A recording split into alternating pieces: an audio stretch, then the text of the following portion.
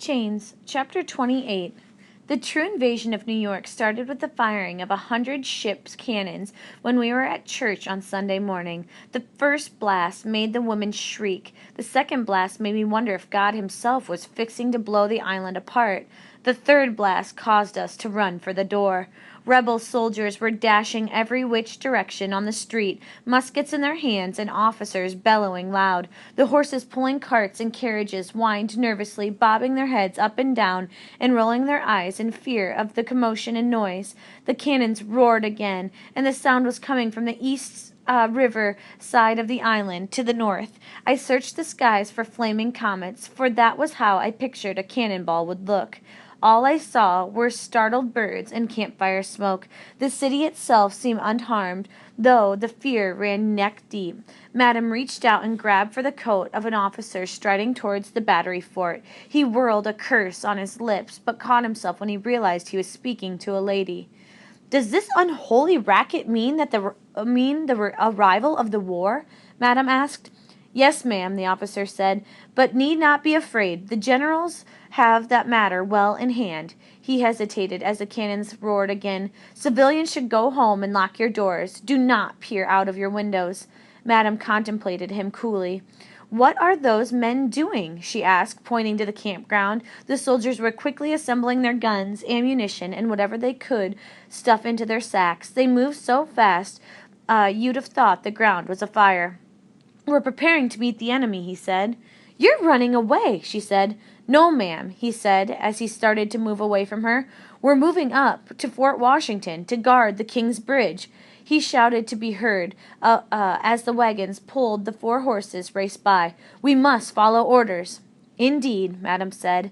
Becky had the Sabbath off, so I served Madam her meal of cold pork, peas, and onions cooked with sage.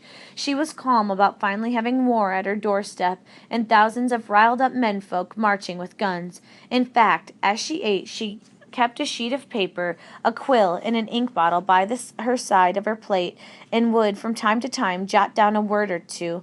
When her plate was empty, she spoke to me direct.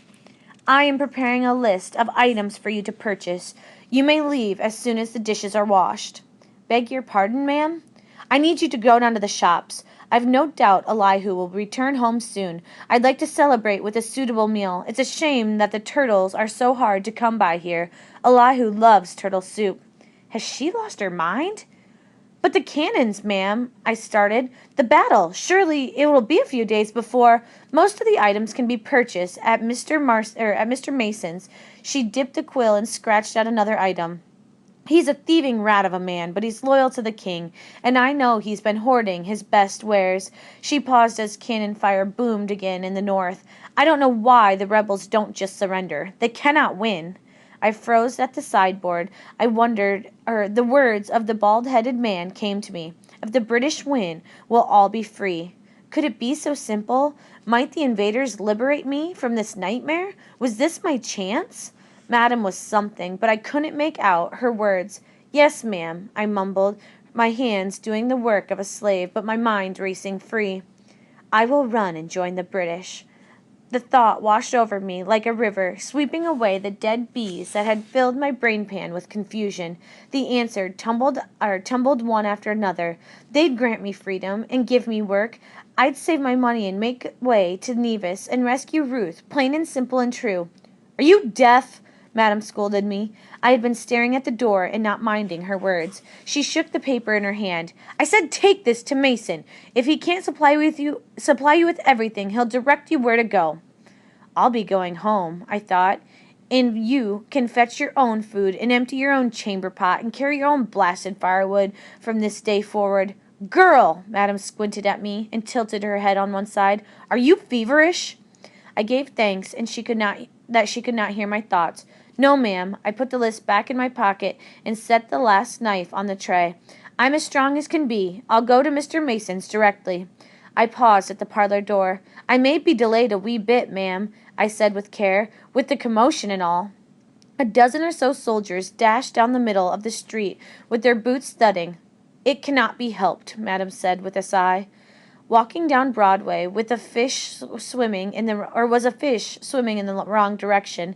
Everyone else in New York flowed north and fought against my progress. Continental troops in ragged formation, militia units carrying packs of haversacks, and small artillery pieces pulled by horses, and carts weighed down with women and children. The noise was deafening, along with the shouts of men and women. Every dog in the city was barking alarm, pigs squealed underfoot, and occasionally a musket would fire, which led to shouts and oaths and yelps. Drums beat and fifes blew, and beneath everything was a steady clockwork blast of the British cannons firing at the troops stationed north of us. I kept to the front of the buildings, ducking into doorways when necessary, until finally I took refuge in the abandoned chandler's shop. The door was locked, but the front windows had been smashed to bits when the owner was tarred and feathered some weeks previous. I crawled through the window, taking care not to cut myself on the glass shards jutting out from the frame. I set my basket on the floor. Ruth's doll rested inside under the rag. It was the one thing I could not leave behind. The shop smelled musty and damp, and the shelves stood empty. All the candles and other goods were stolen by the day. They ran the chandler out of town. It was a gloomy place, but would serve well as a temporary shelter. I stood by the window and watched the tide of people roll out into the city. Hurry, I silently urged them. Hurry. I also urged the British Army. I did not want them to land right away, not until the last of the crowd had fled. But it would be nice if they arrived right quick after that, before Madam could hire someone to seek me out. Finally, the crowd thinned, and the cart wheels could be heard echoing up on the road. I waited a little longer, just to be sure. A few Continentals dashed by, their hands holding their hats on their heads, and canteens and cartridge cases banging against their backsides. They were followed by a rough-looking militia unit that was trailed by a group of slaves carrying shovels and pickaxes. I searched for a familiar red hat, but I did not find it. When the air fell still, with just a few voices calling orders in the distance, I hiked up my skirts and crawled out through the window.